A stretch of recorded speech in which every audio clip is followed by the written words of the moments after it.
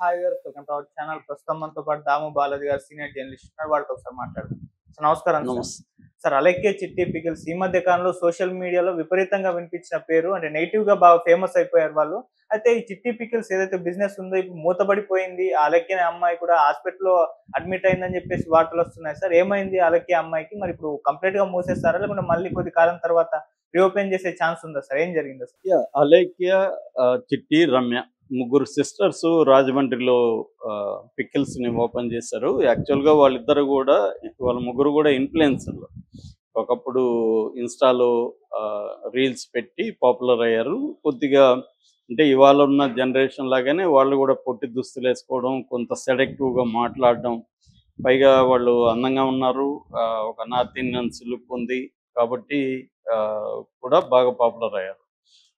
So ఆ పాపులారిటీని ఉపయోగించుకొని business చేద్దాం అనుకున్నారు. రాజమండ్రి అంటేనే మనకి పచ్చళ్ళకి వాటికి ఫేమస్ కాబట్టి వాళ్ళు కూడా పచ్చళ్ళ వ్యాపారంలోకి దిగారు.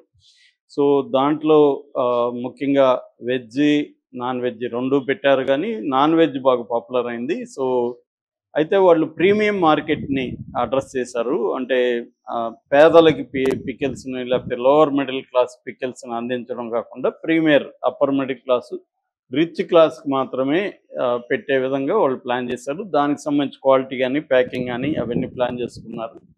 రేట్లు కూడా అంతే పెట్టారు. ఇప్పుడు మామూలుగానే రిచ్ పీపుల్ తక్కువ రేట్లు ఉంటే అసలు కొనరు చాలామంది, ఎందుకంటే క్వాలిటీ బాగుండదని. ఈ తక్కువలో క్వాలిటీ ఎలా ఇస్తారు వీళ్ళు అనేది కొంత ఉంటుంది అనమాట. అందుకని రేట్లు పెట్టేటప్పుడు కూడా వాళ్ళు ప్రీమియం క్వాలిటీకి రేట్లు ఎక్కువ పెడతారు, క్వాలిటీ కూడా అలా చూసుకుంటారు అనమాట. That is marketing technique. అలాగే అమ్మాయిలు కూడా చేశారు. దీంతో వీళ్ళవి అంటే ఒక 530 నుంచి లోయెస్ట్ 530 రూపాయలు హాఫ్ కేజీ, హైయెస్ట్ వచ్చి 1660 రూపాయలు హాఫ్ కేజీ. సో ఇది మామూలు వాళ్ళకైతే ఎక్కువ అనిపిస్తుంది, ఎందుకంటే యావరేజ్లో మామూలుది 300 నుంచి 600కి వస్తుంది. సో వీళ్ళు ఇంత హాఫ్ కేజీ వీళ్ళు ఎంత పెట్టడం అనేది చాలామందికి ఇది అవుతుంది. దాంతో మామూలుగా వీళ్ళు ఆల్రెడీ పాపులరు, చాలామంది కామెంట్లు పెట్టడం, అంటే ఒక ఇంటరాక్షన్ ఆల్రెడీ ఆడియన్స్కి అమ్మాయిల మధ్య ఇంటరాక్షన్ ఉంది. ముఖ్యంగా అమ్మాయిలు పెడితే విపరీతంగా కామెంట్లు ఉంటాయి. దాంట్లో ఎక్కువ కామెంట్లు నెగిటివ్గానే ఉంటాయి. అమ్మాయిల బాడీస్ మీద, అమ్మాయిల సెక్సువాలిటీ మీద, ఈ మీద ఎక్కువగా పెడతారు. ఎందుకంటే కామెంట్ల మీద మనకి ఛానల్స్కి, వెబ్సైట్ల కన్నా కొంత సెన్సార్షిప్ ఉంది ఇండైరెక్ట్గా. అంటే మనల్ని బెదిరించడం, లేకపోతే అవి తీసేయమండం, ఇవన్నీ ఉన్నాయి. కామెంట్లు పెట్టే వాళ్ళకి ఏ రకమైన సెన్సార్షిప్ లేదు. ఎవడంటే వాడు కామెంట్లు పెట్టేయడం. అదేమన్నా పొలిటికల్గా ఉండి ఇబ్బంది అయితే తప్ప అదర్వైజ్ కామెంట్లు ఇష్టం వచ్చినట్టుగా పెట్టచ్చు. అలాగే పెట్టేస్తున్నారు. ముఖ్యంగా ఇండివిజువల్స్ మీద అతి దారుణంగా, ముఖ్యంగా అమ్మాయిల మీద ఇంకా దారుణంగా అబ్బాయిలు కామెంట్లు పెట్టడం అనేది జరుగుతుంది. రివర్స్లో అబ్బాయిల మీద అమ్మాయిలు అలా పెట్టరు, కానీ అమ్మాయిల మీద పెడతారు. దానికి ప్రధాన కారణం మన పితృస్వామ్యం ఇది. అమ్మాయిలంటే తక్కువ చూపు, రెండోది అమ్మాయిలంటే సెక్సువల్ ఆబ్జెక్ట్స్ అనే ఒక ఫీలింగ్ ఉండడం, దీనివల్ల అబ్యూజివ్ కామెంట్స్ ఎక్కువ ఉంటాయి. అలాగే వీళ్ళు కూడా వందల వేల అబ్యూజివ్ కామెంట్స్ ఫేస్ చేయడం మొదలుపెట్టారు. At the same time business కూడా సక్సెస్ అయింది.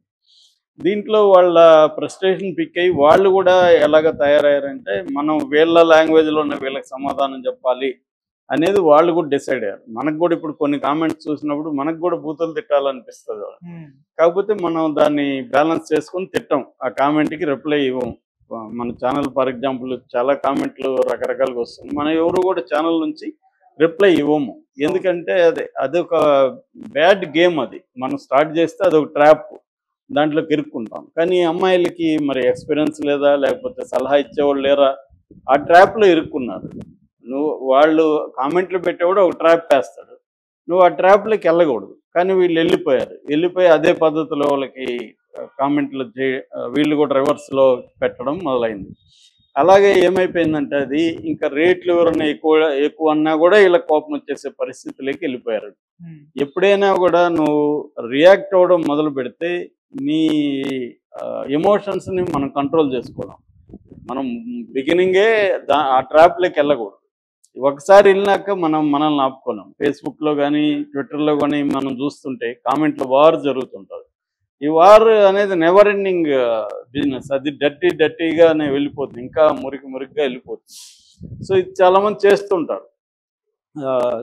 కానీ బిజినెస్ ఉండేవాళ్ళు ఇది చేయకూడదు. యాక్చువల్గా నీకు బిజినెస్ ఇంపార్టెంట్ కాదనుకుంటే చేయొచ్చు, బిజినెస్ ఇంపార్టెంట్ అనుకునే వాళ్ళు దీంట్లోకి ఎంటర్ కాకూడదు. కానీ ఈ అమ్మాయిలకి అది ఐడియా లేక ఎంటర్ అయిపోయారు. దాంట్లో ఈ బూతులు తిట్టి పెట్టడం, చివరికి రేట్లు అడిగితే కూడా నీ దరిద్రం ఎంతో తెలుస్తుంది, నువ్వు 4 గంటలు పని చేసుకొని చెప్పడం, ఇంకొకరు పచ్చళ్ళే కొనలేనివాడు భార్యకి బంగారం ఇంకోటి ఏం కొనిస్తామని మాట్లాడడం, ఇలాగా వాటితో పాటు బూతులు యాడ్ చేయడం, ఇవన్నిటితో కాంట్రవర్సీ వచ్చేసింది. దీని నుంచి రివర్స్లో ఒక 32,000 మంది వీళ్ళ వాట్సాప్ బిజినెస్ అకౌంట్కి రిపోర్ట్లు కొట్టారు. అట్లాగే మిగతా అకౌంట్స్కి కూడా వేల మంది కొట్టేసరికి వాళ్ళు దాన్ని పాజులో పెట్టేశారు, సస్పెండ్ చేశారు. దానివల్ల ఇప్పుడు ఏమైందంటే వీళ్ళ వ్యాపారం అంతా కూడా ఆన్లైన్ బేస్డ్ వ్యాపారం. ఆన్లైన్లో నెగిటివిటీ ఈ స్థాయిలో నాకు తెలిసి రావడం నేను ఎప్పుడు చూడలేదు. ఈ స్థాయిలో నెగిటివిటీ అనేది, ఈ స్థాయిలో నెగిటివిటీ వచ్చేసింది. సో వచ్చేసరికి ఇప్పుడు వాళ్ళు సారీలు చెప్పడం మొదలుపెట్టారు. ఫస్ట్ అక్క రమ్య చెప్పింది, చెల్లె రమ్య చెప్పింది, చిన్నమ్మాయి, వాళ్ళ ముగ్గురులో.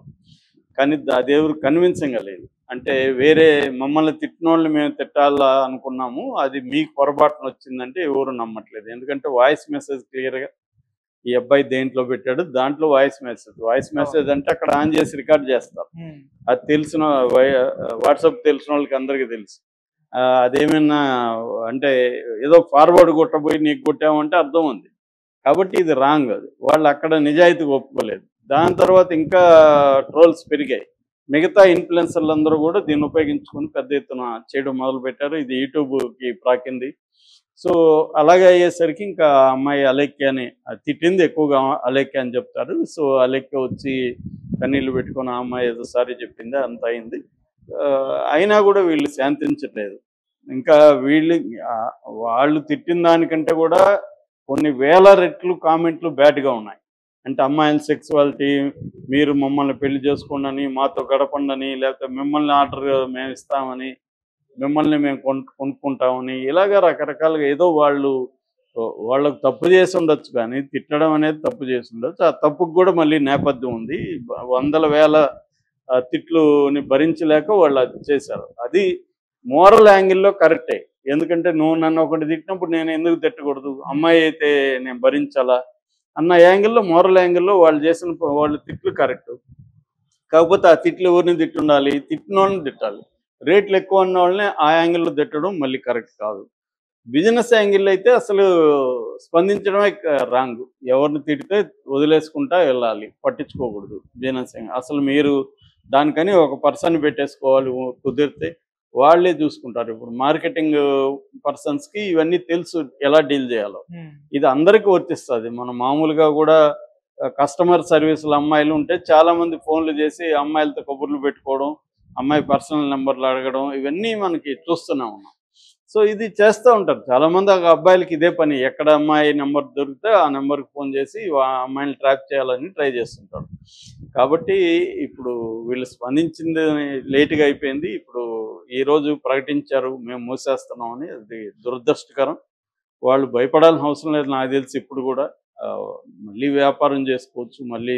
ఎందుకంటే ఫైనల్గా కస్టమర్స్కి ఏం కావాలి, మనం తీసుకునే గూడ్స్ అనేవి, వస్తువు అనేది బాగుంటే ఖచ్చితంగా మళ్ళీ కొంటారు. వీళ్ళు ఆల్రెడీ మళ్ళీ బాగున్నాయి కాబట్టి మళ్ళీ కొంటున్నారు తప్ప వీళ్ళు అందంగా ఉన్నారని ఎంతమంది కొంటారు అంతంత డబ్బులు పెట్టి.